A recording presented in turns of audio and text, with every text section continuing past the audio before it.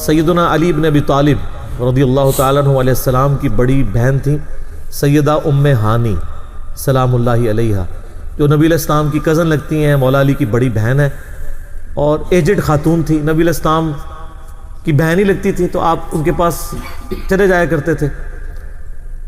تو یہ حدیث سنن نسائی الکبریٰ کے اندر موجود ہے، ہم نے بلو کارڈ کے اندر اس حدیث کا ریفرنس بھی دیا ہوا ہے۔ ترمذی میں بھی روایت موجود ہے، لیکن ترمذی والی روایت جو ہے نا کمزور ہے۔ صحیح سند اس کی سنن نسائی الکبریٰ کے اندر ہے، ہمارے بلو کارڈ میں 19 نمبر کے اوپر یہ وظیفہ ہے۔ انٹرنیشنل نمبر کے مطابق 10680 10680 نمبر حدیث ہے۔ سیدہ ام ہانی کہتی ہیں یا رسول اللہ میں بوڑھی ہو گئی ہوں، لمبے وظیفے مجھ سے کوئی نہیں ہوتے، مجھے کوئی ایک وظیفہ ایسا بتا دیں جو میں کر لوں میرے لیے کفایت کرے۔ سر جو وظیفہ پھر لیا ہے نا مولا علی کی بہن نے، وہ ایسا وظیفہ ہے کہ مجھے ابھی تک اتنا تگڑا اور کوئی وظیفہ نہیں احادیث میں نظر آیا جس کی اتنی فضیلت ہو۔ آپ علیہ السلام نے فرمایا 100 دفعہ روزانہ سبحان اللہ پڑھ لیا کرو، تمہیں 100 غلام آزاد کرنے کا ثواب ملے گا۔ سر روزہ اگر آپ توڑ بیٹھیں تو ایک غلام آزاد کرنا پڑتا ہے، تو 100 روزوں سے بھی کے برابر یہ آپ سمجھ لیں۔ 100 دفعہ الحمدللہ پڑھ لیا کرو، تمہیں 100 گھوڑے اللہ کی راہ میں جہاد کے لیے بھیجنے کا ثواب ملے گا۔ 100 دفعہ اللہ اکبر پڑھ لیا کرو، تمہیں 100 اونٹ اللہ کی راہ میں بھیجنے کا، قربان کرنے کا، نہر کرنے کا ثواب ملے گا۔ 100 اونٹ، سر ایک اونٹ کی قیمت آلموسٹ 2-2.5 لاکھ روپے، کروڑوں روپے کا وظیفہ ہے جی، یہ ملینز آف ڈالرز کا یہ وظیفہ ہے فری میں۔ اور 100 دفعہ لا الہ الا اللہ پڑھ لیا کرو، یہ زمین و آسمان کے درمیان جتنا فاصلہ ہے اس کو ثواب سے بھر دے گا۔ سر لا الہ الا اللہ کے پھر برابری کون کر سکتا ہے؟ وہ حدیث بطاقہ ہے نا، کاغذ کے پرزے والی حدیث جامع ترمذی میں، کہ ایک شخص کے 99 دفاتر گناہوں کے کھولے جائیں گے اور نامہ مال تل رہا ہوگا تو اللہ تعالیٰ فرمائے گا میں کسی کے ساتھ ناانصافی نہیں کرتا۔ دوسری طرف ایک کاغذ کا ٹکڑا ڈالا جائے گا جس پہ لا الہ الا اللہ لکھا ہوگا۔ وہ شخص کہے گا یہ ایک ٹکڑا کیا کر سکتا ہے، بس وہ رکھنے کی دیر ہوگی، وہ پڑھنا بھاری ہو جائے گا۔ اللہ کے نام سے تو وزنی کوئی چیز نہیں ہو سکتی، اسے کہتے ہیں کاغذ کے پرزے والی حدیث، اس کے لیے جنت کا حکم ہو جائے گا۔ لا الہ الا اللہ کا مقابلہ نہیں ہے۔ تو یہ 4 وظیفے ہیں، سبحان اللہ، الحمدللہ، اللہ اکبر، لا الہ الا اللہ۔ یہ اتنا محبوب وظیفہ ہے کہ جو سنن ابی داؤد میں، جامع ترمذی میں صلاۃ و تسبیح والی حدیث ہے، اس میں 300 دفعہ کون سے کلمات پڑھے جاتے ہیں؟ یہی سبحان اللہ والحمد للہ ولا الہ الا اللہ واللہ اکبر، بس اتنا ہی پڑھنا ہوتا ہے۔ یہ ولا حول ولا قوت الا باللہ کی حدیثیں الگ سے ہیں، لیکن صلاۃ و تسبیح میں اتنا ہی پڑھنا ہوتا ہے، 4 کلمات۔ حتیٰ کہ صحیح مسلم میں حدیث ہے، نبی علیہ السلام نے فرمایا یہ 4 کلمات مجھے ہر اس چیز سے بڑھ کر محبوب ہیں جن پہ سورج طلوع ہوتا ہے، یعنی دنیا اور جو کچھ دنیا کے اندر ہے اس سے بڑھ کر مجھے یہ چیز محبوب ہے کہ میں یہ 4 کلمات کہہ لوں، سبحان اللہ والحمد للہ ولا الہ الا اللہ واللہ اکبر۔ اور صحیح مسلم کی ایک اور حدیث ہے کہ نبی علیہ السلام نے فرمایا اللہ تعالیٰ کو اس سے بڑھ کر کوئی اور کلمات محبوب نہیں ہے، اور یہ حصہ بخاری میں بھی ہے اس کا، اور اس میں اللہ تعالیٰ کی طرف سے کوئی پابندی نہیں ہے، تم ان کی ترتیب بھی بدل سکتے ہو، یعنی سبحان اللہ کے بعد آپ اللہ اکبر پڑھ لیں، پھر لا الہ الا اللہ، کوئی فرق نہیں ہے۔ یہ ایک اوپن چیز ہے، آپ یوں بھی کر سکتے ہیں کہ پہلے 100 دفعہ پڑھ لیں سبحان اللہ سبحان اللہ سبحان اللہ، الحمدللہ الحمدللہ الحمدللہ، اللہ اکبر، کیونکہ را کو پھر لام سے ملائیں گے، اللہ اکبر اللہ اکبر اللہ اکبر، لا الہ الا اللہ لا الہ الا اللہ لا الہ الا اللہ۔ اور یوں بھی پڑھ سکتے ہیں، وہ زیادہ بہتر ہے، سبحان اللہ والحمد للہ ولا الہ الا اللہ واللہ اکبر، کیونکہ اکبر پہ وقف کریں گے، ورنہ یہ سبحان اللہ تو الحمدللہ ہی پڑھ نہیں سکتے آپ، کیونکہ الحمدللہ الحمدللہ الحمدللہ بنے گا کانٹینیوس، جیسے اللہ اکبر اللہ اکبر اللہ اکبر بنتا ہے، تو وقف کرنا پڑے گا سوائے سبحان اللہ کے۔ سبحان اللہ یہ تو پڑھ سکتے ہیں، لیکن الحمدللہ کو الحمدللہ الحمدللہ وقف کرنا پڑے گا. اللہ اکبر اگر ملائیں گے تو اللہ اکبر اللہ اکبر، را کو لام سے، تو اس کی بجائے اتنی مشکل میں نہ پڑھیں.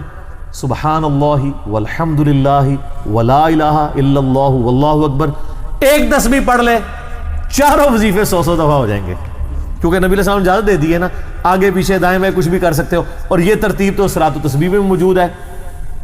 نبی علیہ السلام نے کلمات پڑھے بھی ہیں. آپ کو پتہ ہے تبلیغی جماعت والے 3 وظیفے بتاتے ہیں، ویسے بڑی سمجھداری سے ہی کسی نے وہ ڈیوائز کیے ہیں.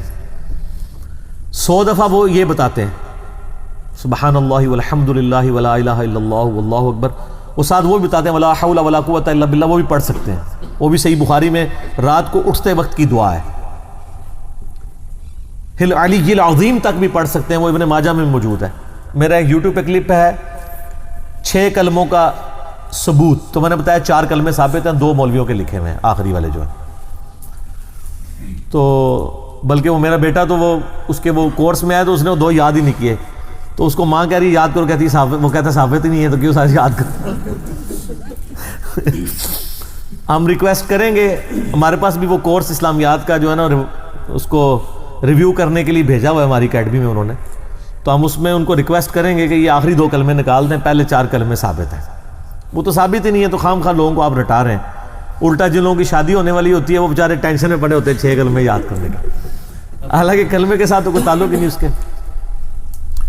تو یہ جو صلاۃ و تسبیح کے اندر بھی پڑھا جاتا ہے، لیکن اس میں لا حول ولا قوت الا باللہ نہیں. وہ تو لادہ سے بخاری مسلم میں حدیث ہے کہ جنت کے خزانوں میں سے ایک خزانہ ہے لا حول ولا قوت الا باللہ. تو آپ پڑھنا چاہتے ہیں ضرور پڑھیں.